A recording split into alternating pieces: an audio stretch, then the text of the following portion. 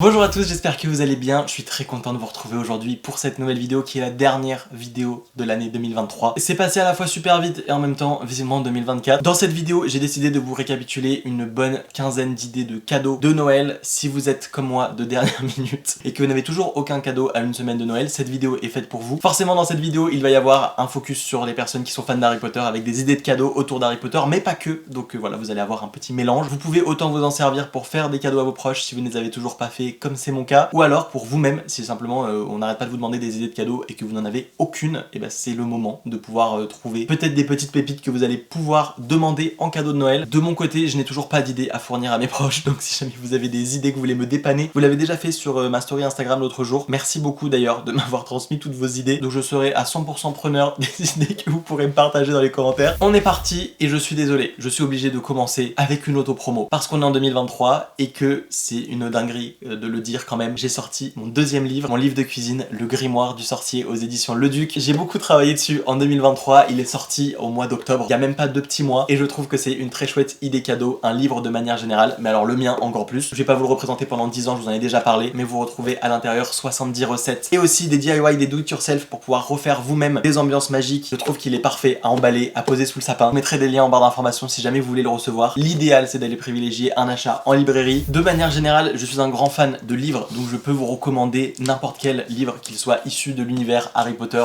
ou pas d'ailleurs. Mais au niveau de l'univers Harry Potter, il y en a très régulièrement qui sortent tous les ans, sur plein de thématiques, sur plein de personnages, sur plein de choses. Il y en a certains où on se dit qu'on commence à avoir fait un peu le tour, mais il y a aussi des pépites, comme c'est le cas d'Harry Potter et le prisonnier d'Azkaban, la version Minalima, qui contient à l'intérieur des paper props. Ce livre est pensé par les designers de la saga. Forcément, c'est l'histoire d'Harry Potter et le prisonnier d'Azkaban, hein, celle-ci elle change pas. Mais au fil des pages, on a des illustrations, on a une maquette qui est juste absolument incroyable, et comme je vous le disais, on a plein de fois des petits paper props comme ça. C'est un livre très quali, très joli, qui explique aussi son prix, et je trouve pareil, glissé sous le sapin, une dinguerie. Toujours univers Harry Potter, d'ailleurs, il y a également eu un livre que Minalima a sorti, j'ai un petit peu la flemme d'aller chercher, je vais pas vous mentir, sur les coulisses de la création des designs, des paper props, des objets qui sont dans la saga Harry Potter, donc c'est hyper intéressant aussi pour avoir le côté un peu making of. Il y a plein de livres un peu coulisses Harry Potter que j'adore. Vous avez aussi, bien évidemment, une énorme possibilité de livres hors Harry Potter. Il y en a qui sont dans ma pile à lire depuis très longtemps, il y en a que j'ai lu et qui sont des pépites. Je trouve qu'un livre, c'est toujours une bonne idée. Je vous mettrai un petit peu ce qu'il y a dans ma bibliothèque actuellement si jamais vous voulez prendre quelques idées, inspirations. Si vous êtes en panne d'idées cadeaux, et là ça va être un petit peu short, on est un peu de dernière minute quand je fais cette vidéo, mais ça pourra peut-être vous servir pour d'autres. Vous avez la possibilité sur la marketplace Etsy de trouver des pépites. Si vous ne connaissez pas cette plateforme, elle permet tout simplement d'être mis en relation avec des artisans, des créateurs, des personnes qui confectionnent des produits qui soient personnalisés ou qui soient uniques. C'est un peu la même chose. En tout cas, vous allez vraiment pouvoir retrouver des choses pour tous les goûts, pour toutes les passions, pour tous les centres d'intérêt, et ça c'est absolument génial. On peut trouver des pépites. Moi je vous avoue que je suis beaucoup dessus en ce moment pour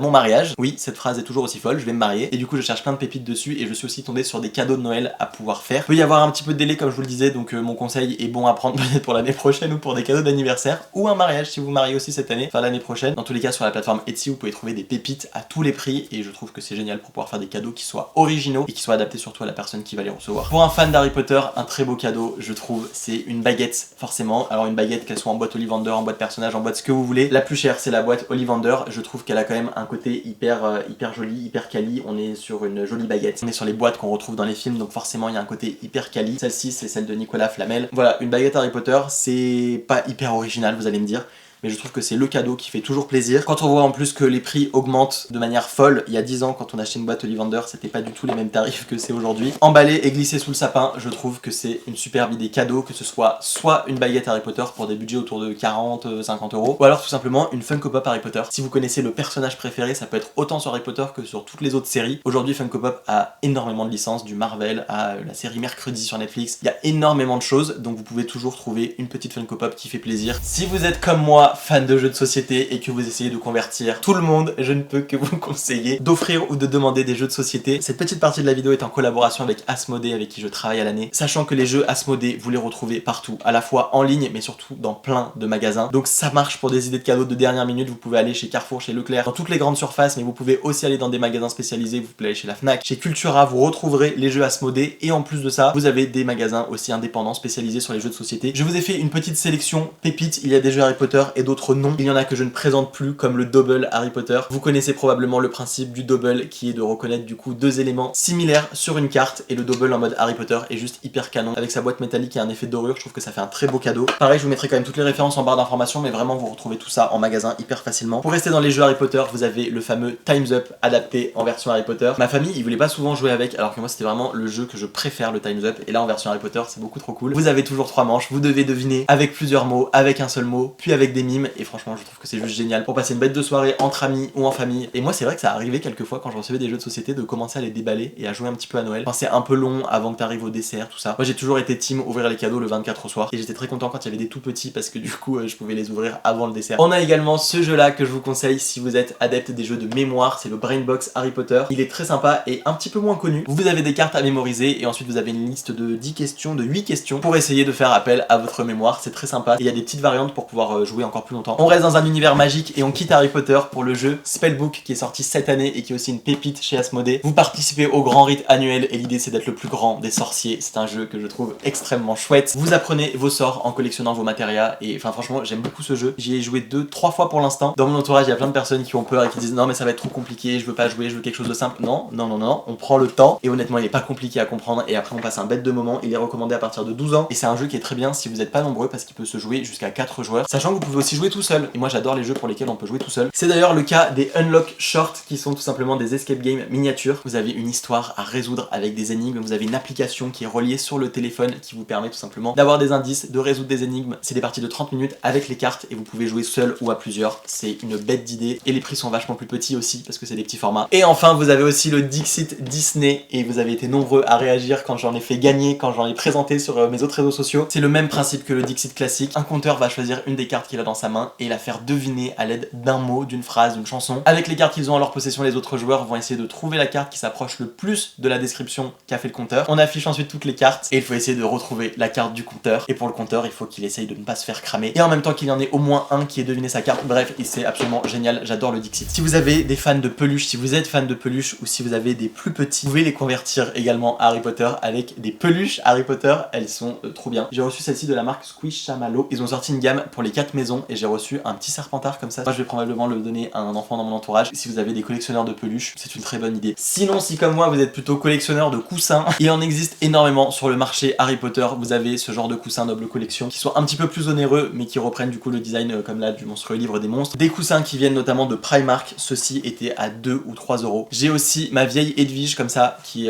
pareil dans les mêmes gammes de prix que celui-ci je pense. Et là pareil ça va être un petit peu short en termes de délai mais vous avez des coussins comme celui des studios Harry Potter que j'ai ramené il y a bien 4-5 ans maintenant. Vous avez une personne créative dans votre entourage ou que vous êtes vous-même créatif. Je vous conseille à 1000% la Cricut. C'est un budget plus conséquent et ça peut réunir plusieurs personnes sur un cadeau. C'est une machine absolument géniale qui vous permet de faire plein de DIY, plein de créations. La machine va vous permettre de découper du vinyle et plein d'autres matières que vous allez pouvoir ensuite coller. Alors le seul exemple que j'ai sous les yeux c'est mon pot à crayon, mais sur Cricut j'ai trouvé ce petit modèle de renard et puis ça c'était quand je faisais mes tout premiers tests il y a un peu plus d'1 an. Ici j'ai un pot à crayon, ici j'ai un ours. Vous mettez après sur du papier autocollant et vous pouvez l'imprimer entre guillemets sur plein de surfaces, le floquer. J'ai aussi une autre machine pour pouvoir faire du textile qui est absolument top. On a fait plein de t-shirts pour un enterrement de vie de jeune fille. J'avais floqué des cadeaux aussi d'anniversaire personnalisés parce que je trouvais hyper cool, genre une bougie, on avait fait une petite phrase. Une des activités que je préfère réaliser c'est des escape games, j'adore ça. Vous pouvez donc soit réserver ou soit offrir un bon. Aujourd'hui les escape games proposent tous des bons cadeaux. Un escape game ça peut aussi vite monter cher donc c'est un beau cadeau je trouve. Faire un bon cadeau dans un escape game, dans la ville de votre choix, dans un endroit en particulier, je trouve que c'est absolument génial. Ou sinon tout à l'heure je vais vous présenter des jeux de société en mode short, des petits escape games short. Vous avez sinon les grands escape games comme ça qui vous permettent de résoudre 3 escape games à la maison avec toujours une application et plein d'indices, des cartes et enfin bref de construire toute une histoire. Mais ça n'empêche pas que j'adore les escape games traditionnels dans une salle. L'autre jour j'en ai fait un qui était en mode horreur, c'était une angoisse, t'avais des acteurs qui étaient dedans, enfin franchement c'était archi flippant. Pour ceux qui préfèrent faire des activités, je vous recommande également le site Weekendoo. Je vous mettrai pareil tous les liens juste en dessous. C'est un site qui permet de trouver des ateliers qui sont à proximité de chez vous. Ce sont des artisans qui proposent du coup des initiations, des ateliers avec quelques personnes et vous pouvez offrir ça en cadeau. Il y a aussi bien des ateliers pour faire de la poterie, pour faire de la gravure, pour faire du verre et il y a aussi plein d'ateliers de cuisine. Moi qui suis passionné par la cuisine, qui adore apprendre plein de choses pour la cuisine, vous retrouvez à la fois plein d'artisans, vous découvrez un savoir-faire, vous apprenez des choses, vous repartez avec un petit quelque chose. Mais là de partout en France, vous choisissez vraiment votre région et ça vous permet de sélectionner après l'artisan et l'atelier qui vous convient ou qui plairait à la personne à qui vous voulez offrir le cadeau. Je vous parlais de lecteur tout à l'heure. Si vous êtes un grand lecteur, peut-être que vous serez intéressé par ce format. Il s'agit d'une liseuse. Celle-ci, c'est une Kobo Libra 2. J'ai une collab avec eux sur Instagram, c'est pas le cas sur YouTube, mais je vous en parle aussi parce que les collabs que j'accepte, c'est des produits que j'utilise réellement. C'est la première fois que j'ai une liseuse et je trouve ça incroyable. Pour la légèreté, pour le transport, je suis souvent en déplacement et j'aime beaucoup pouvoir emporter un bouquin dans le train, pouvoir lire, pouvoir faire quelque chose, s'occuper dans les transports en commun, dans le métro. Et regardez-moi la place que prend une liseuse, c'est assez incroyable. Il existe plein de modèles, il y a des abonnements pour avoir les livres, etc. aussi. C'est un très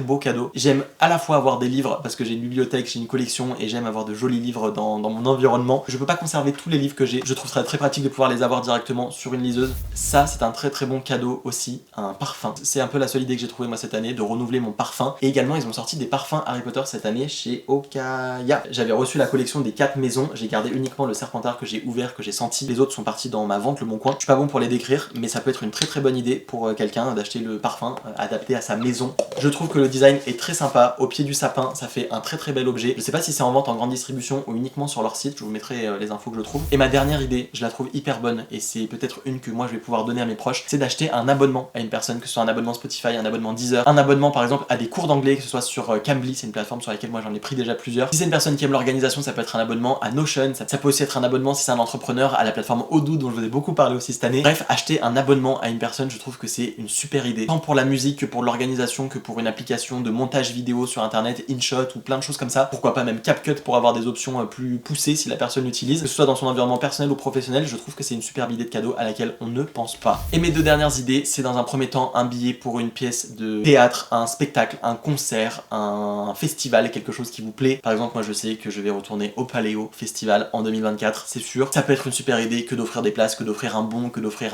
quelque chose à partager avec la personne, c'est toujours hyper agréable. Et ma dernière idée, c'est d'offrir un week-end, une journée, une entrée pour un parc d'attractions. Mon gros favori, c'est Europa Park, j'en reviens et c'était absolument incroyable. Vous avez aussi PortAventura qui était très chouette, vous avez des parcs Walibi, Rhône-Alpes je crois et Belgique, vous avez le parc Astérix, vous avez le Futuroscope, vous avez le Puy du Fou, il y a énormément de parcs d'attractions qui existent. J'ai envie d'en tester plein. On avait reçu l'année dernière à Noël une carte cadeau qui permettait de choisir après le parc d'attractions qu'on voulait. La carte était remplie avec 2 billets et on choisissait après le parc qu'on voulait et on l'a utilisé du coup pour Europa Park. Voilà un petit peu pour cette vidéo avec mes idées cadeaux pour Noël de dernière minute. Je suis dans la même galère que vous si vous regardez cette vidéo et que vous n'avez pas d'idées ni pour vous ni pour les autres. N'hésitez pas à piocher dedans et à m'aider dans les commentaires en me disant ce que vous pouvez me conseiller pour Noël. Merci beaucoup d'avoir regardé cette vidéo. Je vous souhaite de très belles fêtes de fin d'année. Prenez soin de vous. Merci pour cette année 2023 incroyable. On se retrouve très vite en 2024 avec plein de belles choses. D'ici là, prenez soin de vous. Ciao ciao.